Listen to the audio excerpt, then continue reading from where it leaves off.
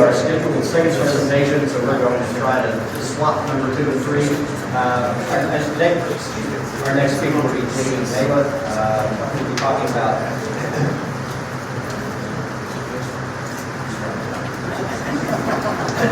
the certification reversal. So I'm just curious, how many people live out here, somewhere in the desert? Not that many. And how many are traveling through or visiting, first time here? Just a few. Okay, what about the rest of you up here? Maybe here in town? Okay, yeah, backpackers. So I was curious because I just moved out here about 6 months ago, and I'm doing a project on 5 acres, and my goal is to transform 5 acres of desert into a permaculture oasis, which that means permaculture. Basically, a lush food forest that's growing all kinds of edibles, has a lot of good moisture in the ground, has good soil, has plants that are doing very well. It's covered the ground and basically attracting and providing habitat for a myriad of native and other beneficial organisms, et cetera, et cetera. There's a lot more to it. So what I wanted to talk about was just one aspect of that because, as was mentioned, a lot of this landscape is actually curated. This isn't what this desert really naturally looks like.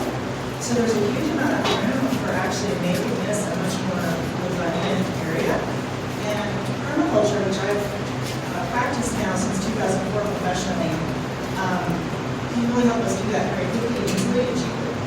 So I wanted to talk about just one of the few things I would call following notes. Boy, we need a fly kung fu time. So that would be basically water. So we do get water out here. In fact, the other day, if we were here, we got a really good rainstorm. It was the first one of the season that was really pretty torrential. And I went out there in my hop boots and I was, trying to basically create this system to keep that water on my property because a lot of it was actually going off onto the neighboring property and then going into the gully, leaving, going over the road, and then watering what I call a patch, which is one of the reasons I bought the property I did, because to the north of me, about 2 properties over, is this very large, probably 15-acre circle of plants, and the grass is this tall, there's big mesquites, and who knows what else is going on in there, but you can't actually get in.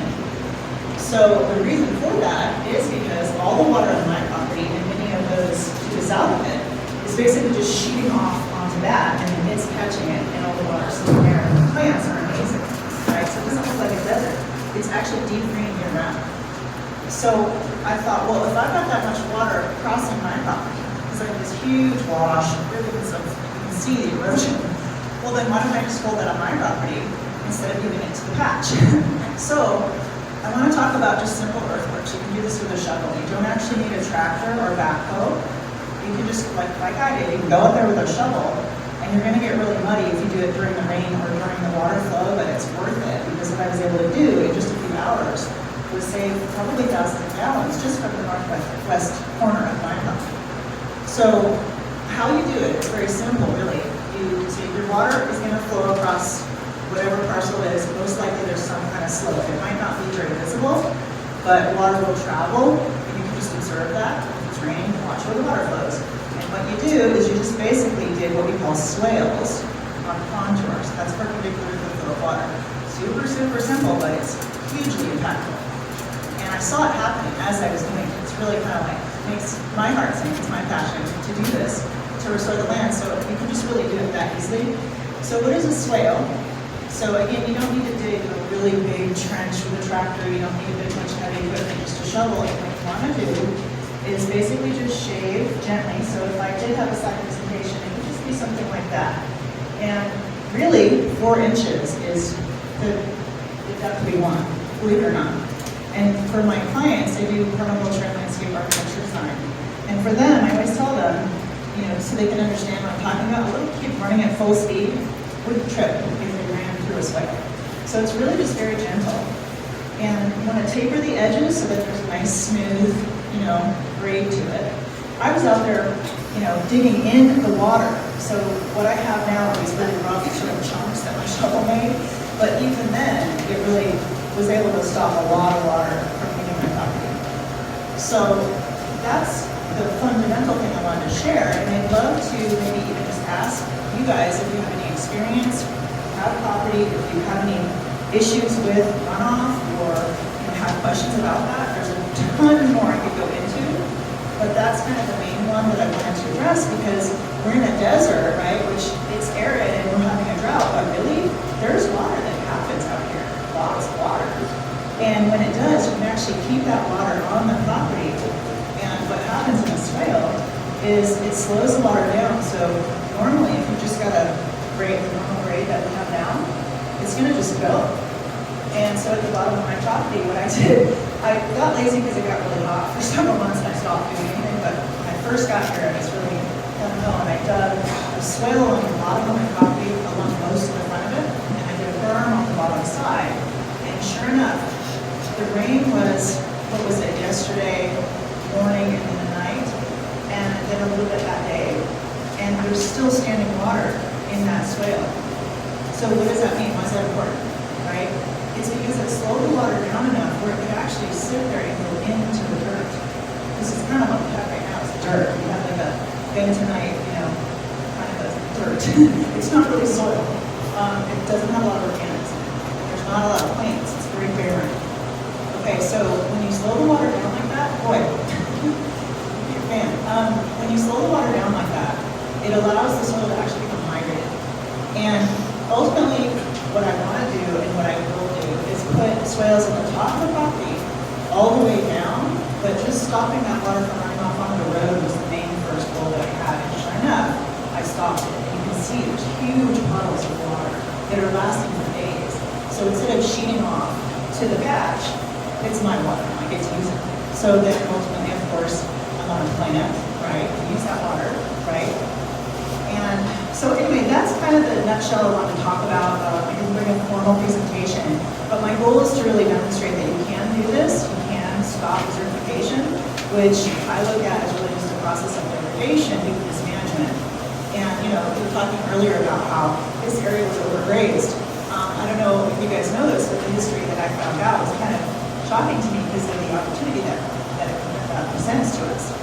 So basically, cattle grazed and ate all the plants down to the base, and then sheep came in. And this is after they cut all the trees down, of course. Sheep came in, and those sheep actually ripped the plants out of the ground. So that's creating desertification. It's not a natural process.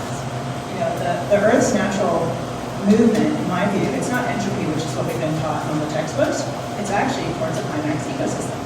But if that process is disturbed by things like overgrazing, then it falls into decline and it can't sort of get back on and that cycle and move forward. So permaculture allows us to do that very, very cheaply, very quickly, very easily. If you're going out there with muck boots and a shovel, you can stop thousands of gallons of water flowing from this property, for instance. So, because I didn't have a formal presentation, I'd love to hear from anybody who's dealing with this and maybe do a Q&A if you guys are interested in that. Does anybody have any thoughts or questions about what I've shared, just in terms of water in the desert? Anybody? So when you're creating a swell and a berm in an area that obviously water flows, is that a micro environment that's good for planting trees and things like that in that area? Yeah. So like I said, there's a lot of other things that you can do in concert with the swales, but absolutely, picking the right species of tree, planting that tree correctly. There's ways to plant a tree in the desert so that it will actually survive. Depending on the species of tree, one of the things that we recommend in permaculture is you start with really hardy nitrogen-fixing species of trees to kind of get a shade cover going. Because like I said, a lot of these trees out here were cut down. So we don't have that many trees. There are some, of course, but you can start with mesquites and acacias and things like that. And then after a few years, you can start adding fruit trees in among them. Because there'll be a little bit of shelter for them to be able to handle the amazingly hot sun we get. But yeah, you can absolutely plant in the swale. So it's just a matter of, do you have the manpower? Do you have the energy to go do it? So yeah. When you create these swales, do you just make more so further on property? So that's a great question. So she asked, where do you put them on the property? So let's say mine is, it's a 5-acre rectangle where I am, and so if you have, let's see, show this. So if it's a rectangle like this is the north, and the water flows diagonally across it more or less. So if I see that pattern of flow, you can look at Google Earth, you can just stand on the property when it's raining, or out here you can really kind of see the path of erosion, you can see where the water is, it's right there. So what you would do is you start at the top of your property and you do swales this way. And it would be perpendicular to that flow. So it's on contour is what we call that. Right, so if you were to look at a topographic map of the parcel that you're working with, it would show like, concentric circle-ish or lines that show the different topo lines. And yeah, you would just basically, so again, it's like a very rudimentary technology, but it's these ancient techniques that really work. So yeah, try it and see, even if you just have a little yard. Anybody else? No questions? Okay, so then what I'll do then, go ahead. What will you be planting as part of the permaculture? Yeah, so I got super excited and I bought a bunch of fruit trees, and some of them weren't good. They came from bad stock from the nursery, and I kind of ran away. They were on their way out when I bought them, probably. Some have been doing fine, fruit and nut, and then really what you're supposed to do is what I was saying when he asked about that. Like, it's best to really kind of have the patience plant the really hardy desert type stuff that you can find. Mesquite grow all over the place naturally. Acacia is another good one. I would look at nitrogen fixing really hardy kind of trees, and then having that patience to kind of wait a couple years until there's a little bit of shade, and then planting that with fruit trees. You can do apple, pear, you can do pomegranate, you can do persimmon, you can do citrus. You can, there's a lot of trees of food you can grow out here. So even though it's a desert, it's more about creating that microclimate, and that's one of the things permaculture allows us to do. It's kind of a myth that plants need water. Yes, they need some water, but they don't actually like flood irrigation. They don't like a ton of water. That's actually contrary to how they like to grow. So if you can kind of get some plants established on a minimal amount of water, there's ancient techniques to do that, then you can create a microclimate with those plants that will actually attract water and attract the conditions necessary for other plants to really move in. Again, that's getting back at that recreation and sort of jump starting again of that natural succession towards what we call a climax ecosystem, which will feed and house the most diverse bird organisms possible, right? So think of a rainforest. Here it wouldn't be so much a rainforest, it'd be different species, but we can do that. And in permaculture, we call it a food forest. You have all these layers, just like a forest, and it's edible. You're attracting, beneficial pollinators that need habitat, like the monarch butterfly, things like that. So yeah, and if you're more interested, I have a handout to do a free strategy for anybody who wants one. You can sign up over there, or there's a flyer that they'll hand around. I only brought a few. I didn't go to this many people, but I'd be happy to help you with more specific information about that if you're interested. And it does depend on where you are, right? Does that answer your question? Yeah. Do you do site consulting? Oh yeah, of course. Yeah. I've been a professional designer since 2004. I have a degree in landscape architecture and a permaculture design certificate, and I've been combining them professionally since then. So I've done projects all over the country, really. But just in terms of what you guys can do on your own without having to hire a professional, I just want to encourage people to try these little things, because once you've got water, you kind of can do anything, right? And you can start building soil. I was going to go into a couple of other fulcrum moves, and by fulcrum I mean you do something small, doesn't cost that much, takes you 2 hours with a shovel, you can really hire a backhoe, and you get this huge result from that, right? So the other two I would say, if you're doing a swale, is to use any kind of amendment that contains microrhizae, and what that is, when you go buy mushrooms at the store to make a nice saute, that's actually the fruiting body of the fungus. The mycelium is the underground network that runs under the soil, and it's very extensive, and without that, we wouldn't have trees, because trees need mycelium to reach deep into the soil to get nutrients, right? So if you can find some, like there was this thing I used to use for my morning plants called Sure Start, and it had mycorrhizae in it, it was $10 box. You can do a large area with that, a little teaspoon in the bottom of your planting bowl. And then, so that's two, swales, mycorrhizae, and then the third one that I would recommend that's very easy, if you can find a source of it. And I'm kind of shooting myself in the foot by telling you this, because I finally found a source of free mulch out here. So I should have already been and not tell you. But is mulch, and you want to do it extremely thickly. So a lot of my clients are couples, and I always tease them at the end of the presentations because I'm like, I know one thing's going to elbow the other one and say, honey, can we skimp on the mulch?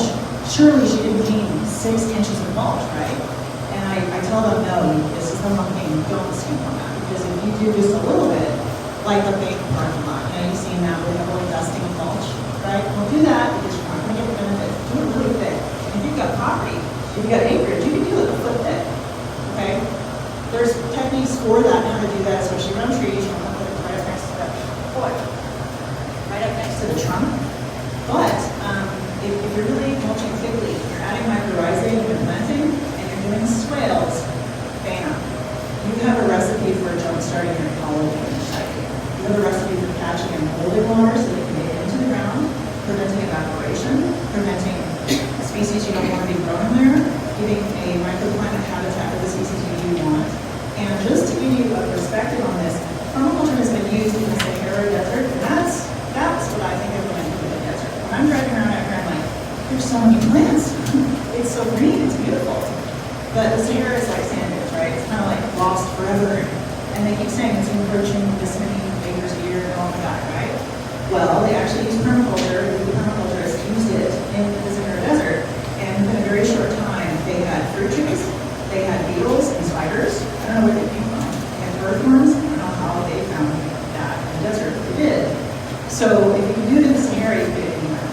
So this stuff is extremely powerful, and it jumps past all this, you know, needing to spend a ton of money, you need a bunch of equipment, all of that. Anybody can do it. So that's pretty much it. And if you want to get a specific strategy for your property that you have, I'll do it for free. There's a sign up over there, and there's a handout if you want to grab one of those. There's some assistants that will be handing those out. Any questions? Any last questions?